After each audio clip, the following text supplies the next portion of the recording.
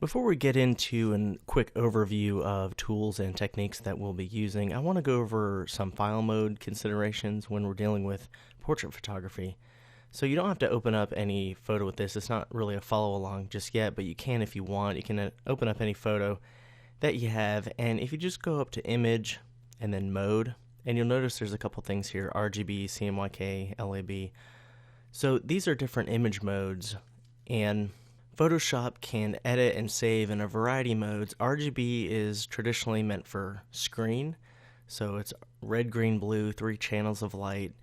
And CMYK is cyan, magenta, yellow, key, or black, and that's traditionally meant for print. And then there's a couple other ones like lab, which the lightness is in the L channel and the A and B. We'll deal with some of that in the black and white conversion techniques. In the next lecture, I'll be going over the difference between 8-bit and 16-bit channel. So under RGB mode and a couple of the other modes, we can save this as a JPEG. So if I go to File, Save As, we have JPEG here, and JPEG is a compression technology, so it will compress the file, meaning we'll lose a little bit of image quality compared to just a PSD file or a RAW file. You lose a little bit of data. However, in favor of JPEGs is that it's smaller file size relative to PSD and RAW file. And a lot of times the JPEGs look just fine. If you're printing them out and there's a high resolution or they're on a web page, not a big deal. But if you save it as, I'll just save this as a new file here, photo 2, it comes up with this dialog here. Always keep it on 12 maximum. You'll have really noticeable loss of quality. If you bring it lower than that, you'll see some JPEG artifacting, kind of a blocky texture along some of the edges. And that's because these are raster files. These are not vector files, and it's a compression technology. So if I zoom in close enough, you'll see the actual pixels that we're dealing with. That's because these are all raster files. And eventually in JPEG compression, 2 pixels are close enough in hue and tone and saturation that they just become the same. And that's how JPEG artifacting can occur, is that you lose a little bit of image differentiation, a little bit of detail in there. In Photoshop, layers are very important, and another reason not to save in a JPEG is that you can't save any layer information. It will flatten the file and it'll just have one layer like here with the background layer. So if I go to File, Save As, and go up here, and instead of JPEG, the very top one, Photoshop.psd, that is the default Photoshop file format, and it can save information such as layer styles, layer adjustments, different effects that you've applied, and all the layering information. So if you have adjustment layers, you have layer styles, it's all in here, and we can edit it anytime we open the PSD file as opposed to the JPEG, which only has one layer. Of course, PSDs are a lot larger files, and with PSDs, a lot of people will not be able to open them. You can't open them up in a lot of different editing programs or insert them into some word processing programs like you can with the JPEG. PSB, the large document format, right below Photoshop default file. The large document format is meant for files that are larger than 2 gigabytes, so that's a huge file. It's a huge photo file. PSD we cannot save larger than 2 gigabytes, so just use the large document format for those situations. BMP is short for bitmap. It is also raster one, very large files as well. GIF, CompuServe, or GIF, as some people say, it's from the old days of CompuServe, and I would not use this in portrait photography. You only have 256 available colors. You lose a lot of quality on the photo if you use a GIF. These are better for animated GIFs, or let's say a raster version of a logo, because it has limited number of colors. Usually logos don't have too many colors compared to photos.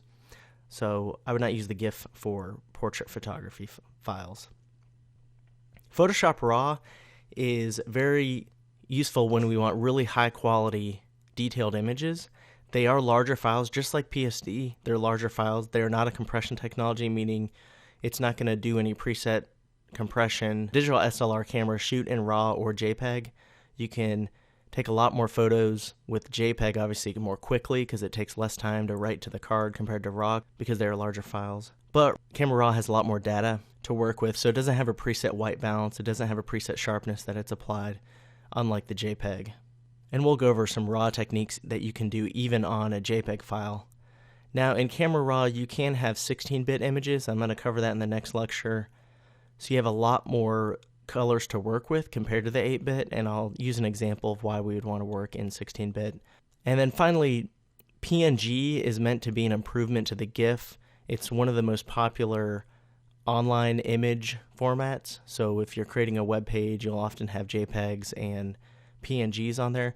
PNGs also have transparent capabilities like the GIF does, but it's a much better transparency, many shades of transparency, and it also has lossless compression. And then finally, we can save images as TIFFs as well. A lot of printers will accept these, and they don't retain all the information that PSDs do, but they do retain some of the information. I'm going to save it as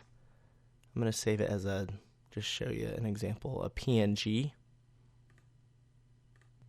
If I go to File, Save As, I'll just show you if I save it as, say, a GIF. All right, and it tells me, okay, 250 colors. If I try 257, it won't let me. See, we only have 256 possible colors. This is why if you have a logo and it's only 2 colors, and you could just, it's not that big of a deal. Okay, so I open up photo.gif, and there's photo.png.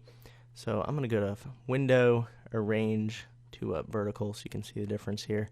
So here's the GIF, and here is the PNG. So the PNG has a lot more colors available, obviously. See this banding here? That's because we only have 256 possible colors in the GIF. This is why we don't use GIF format in portrait photography, or any photography, really. So I have the JPEG open again. If I go to Image Mode, CMYK, and then go to File, Save As, you'll notice now I cannot save it as a PNG. Right? PNG is meant for the web, so RGB, 3 channels of light. It is not meant for print, CMYK. And there's a couple other ones we can't save it as under CMYK here. We can save it as PSD, of course, the default Photoshop file, but even GIF is not here, and either PNG and some of the other options. Only TIFF, RAW, PDF, JPEG, PSD, and we can save those as CMYK, but not the RGB. So if I go to Image Mode, RGB, and then Save As, and now we have a bunch of other ones like PNG and GIF and whatnot. So depending on your mode up here, it's going to affect what you can save your photo file as. If I go to Lab, for example, Save As, and we can only save it as a PSD, an EPS, a PDF, a RAW. We can't save it as a regular JPEG, a JPEG, or JPG. We can't save it as a PNG. The common file mode that we're going to be working in is the RGB, because it's meant for the screen. If a certain printer needs CMYK, that's fine. We can convert it to CMYK. And as far as the file formats, I highly suggest as you follow along in these tutorials, we're going to be using JPEG. And if you just want to save the flattened file, what it looks like, you can save it as a JPEG, go to Save As instead of Save, so you can save a copy as a JPEG. But if you want to hold on to your layering information, the layer styles, the adjustment layers, any effects that we've applied, and they're all in different layers, then be sure to save a copy also as PSD. That's kind of like our master file that we go back to and we can keep editing with. So PSD, RAW file for really high quality photos, and JPEG is fine a lot of the time, and PNG for the web. Now, if you want a really high quality photo, you would want to shoot in RAW and save it in RAW, and I'm going to cover next the difference between 8-bit and 16-bit images. I'm going to have a short little exercise that will show you why 16-bit is better to work in if you want a really high quality photo with a lot more colors.